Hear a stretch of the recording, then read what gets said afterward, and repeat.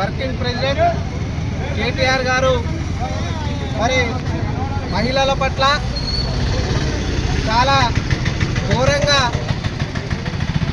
వారి గురించి మహిళలను చూడకుండా ఆర్టీసీ బస్సు ఉచిత ప్రయాణం చేస్తూ ఉంటే మరి మహిళలను బ్రేక్ డ్యాన్సులు అలికలు కుట్టుకొని ఈ పని చేసుకొని ఆ పని చేసుకోరని చెప్పి మరి కనీసం మహిళలని చూడకుండా మాట్లాడడం మంచి పద్ధతి కాదు ఇది కేటీఆర్ గారు.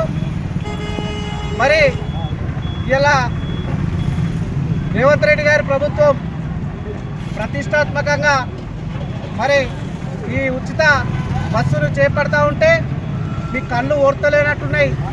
మరి ఇలా మహిళలకు నిజంగా ఒక మహిళకు ఆ కుటుంబానికి 5,000 ఆర్థిక సాయం ఈ బస్సు ద్వారా 5,000 ఆర్థిక సాయం అంది ఇలా వాళ్ళ కాళ్ళ మీద వాళ్ళు నిలబడే పరిస్థితి ఉంది.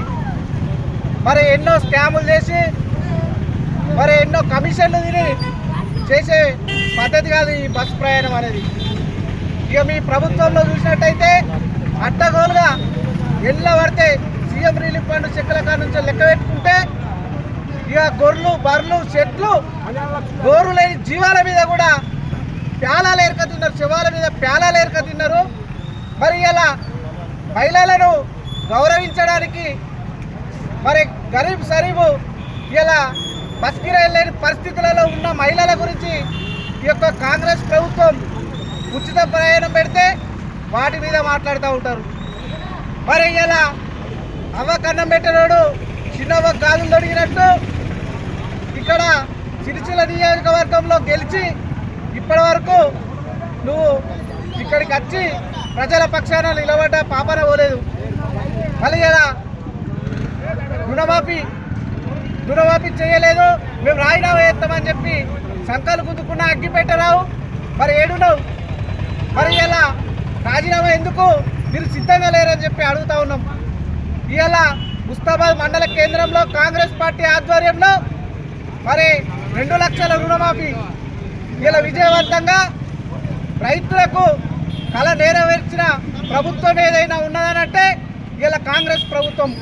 ఆనాడు వైఎస్ రాజశేఖర రెడ్డి గారు ₹1,00,000 రుణమాఫీ ఏ విధంగా ఏకకాలంలో చేసిరో ఇలా మాట తప్పని మడమ తిప్పని నాయకుడిగా మళ్ళా రేవంత్ రెడ్డి గారు 2 లక్షల రుణమాఫీ చేయడం జరిగింది.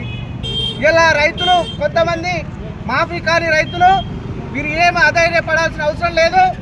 ఇలా ప్రభుత్వం కలెక్టర్ గారులకు ఆదేశాలు పంపించి అధికారులకు ఆదేశాలు పంపించి ఖచ్చితంగా మాఫీ కాని రైతులు ఎవరైతే ఉన్నారో ఖచ్చితంగా వారి తరపున మేము ఖచ్చితంగా రుణమాఫీ చేపించే బాధ్యత మా ముస్తాబాద్ మండల రైతులకు మేము తీసుకుంటాం ఆ బాధ్యత అని చెప్పి తెలియజేస్తూ మరొకసారి పిచ్చి కూతలు కూస్తే కేటీఆర్ ఖబర్దార్.